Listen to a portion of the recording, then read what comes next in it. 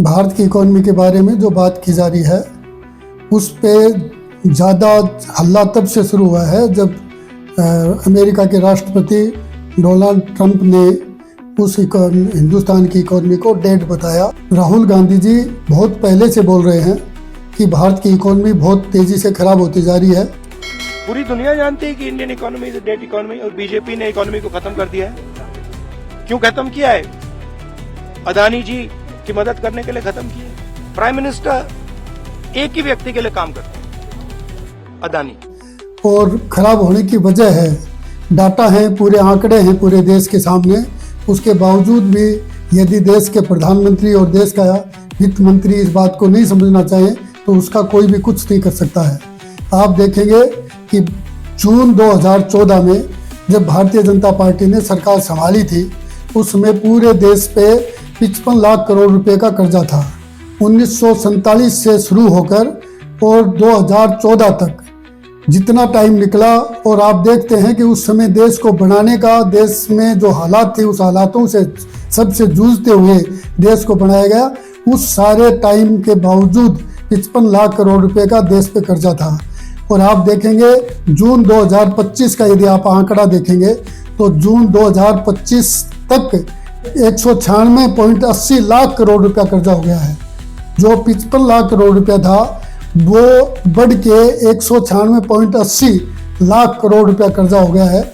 आप इसको ऐसे समझिए कि पिछले 11 साल में, सिर्फ पिछले 11 साल में 141.80 लाख करोड़ रुपया कर्जा सिर्फ भारतीय जनता पार्टी की सरकार ने लिया है।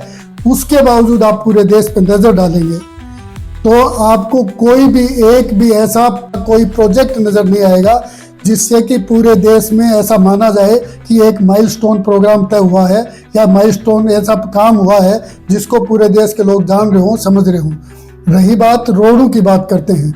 आप यदि सड़क की बात करेंगे तो सड़क, तमाम सड़कें टोल पे चल रही हैं।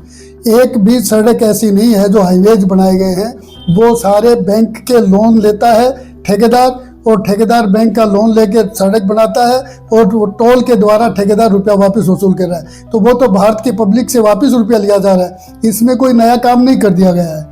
नया काम सिर्फ इतना किया गया है कि उसमें बैंक को गारंटर बना दिया गया है, बैंक उनको पैसे दे देता है और वो ठेकेदार कॉन्ट्रैक्टर होता है, वो उसको रोड को बना देता है और रोड बनने के बाद वो टोल लगाता है, वो टोल वसूल करता है 20 साल तक। उस टोल से वो बैंक का रुपया चुकाता है और बाकी रुपया अपना खुद का रखता है। तो ये इससे कोई देश का विकास का काम नहीं हो गया है। उसके अलावा मैं आपको बताना चाहूँगा कि जीएसटी की रेंज, जो कि कांग्रेस सरकार जीएसटी लाना चाह रही थी, उसकी हाईएस्ट रेंज 18% थी, जो हाईएस्ट थी। बाकी तो 14% से नीचे का सारा टैरिफ था। इन्होंने 28% तक टैक्स लिया जा रहा है, जीएसटी लिया जा रहा है। और उसमें भी आप देखेंगे चावल पे टैक्स जीएसटी, दही पे जीएसटी, बच्चा पढ़ने वाले बच्चे के पेंसिल पे भी जीएसटी ली जा रही है। तो इस हालात में जितना रुपया कलेक्ट होके आ रहा है जीएसटी के द्वारा, उस रुपया, वो भी रुपया कहाँ जा रहा है, आज तक देश का प्रधानमंत्री और वित्त मंत्री ये नहीं बता पाई हैं कि वो रुपया कहाँ जा रहा है। तो देश की इकोनॉमी का क्या हाल होगा आप समझ सकते हैं। रही बात आपके जो अभी जो चल रही है डिस्प्यूट की बात, तो जिसमें रसिया से हमने क्रूड ऑयल खरीदा, रसिया से हमने क्रूड ऑयल खरीदा, सस्ते में खरीदा, हिंदुस्तान की करेंसी से खरीदा, बहुत अच्छी बात है, ये अच्छी बात है देश के लिए। लेकिन उसका फायदा किसको मिला? क्रूड ऑयल सस्ता खरीदा गया, क्या डीजल के पैसे या पेट्रोल के दाम घटाए गए?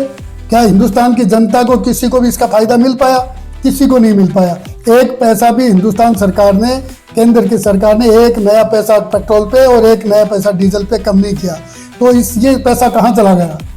ये पैसा दो परिवारों को फायदा पहुंचाने के लिए, जो दो फैमिलीज इंपोर्ट करते हैं क्रूड ऑयल को और रिफाइनरी लगा के उसको देश में बेच रहे हैं, उन लोगों को फायदा पहुंचाने के लिए ये सारे काम किए गए हैं। इसलिए देश की जनता को इससे कोई फायदा नहीं हो रहा है और पूरे देश को भ्रमित किया जा रहा है। और भ्रम के साथ साथ देश की इकोनॉमी खत्म होती जा रही है। समय रहते यदि नहीं समझा जाएगा तो देश गर्त में चला जाएगा। सब लोगों को इस बात को समझने की जरूरत है और देखने की जरूरत है। बार बार राहुल गांधी जी अलग अलग मुद्दों पे अलग अलग बातें पहले से बताते हैं, चाहे वो चाइना की बात हो, चाहे वो पाकिस्तान से जो डिस्प्यूट हुआ उसकी बात हो, चाहे आपके कोरोना की बात हो, चाहे देश की इकोनॉमी की बात हो। Main issue sitting in front of India today is that the government has destroyed our economic policy, has destroyed our defense policy, has destroyed our foreign policy.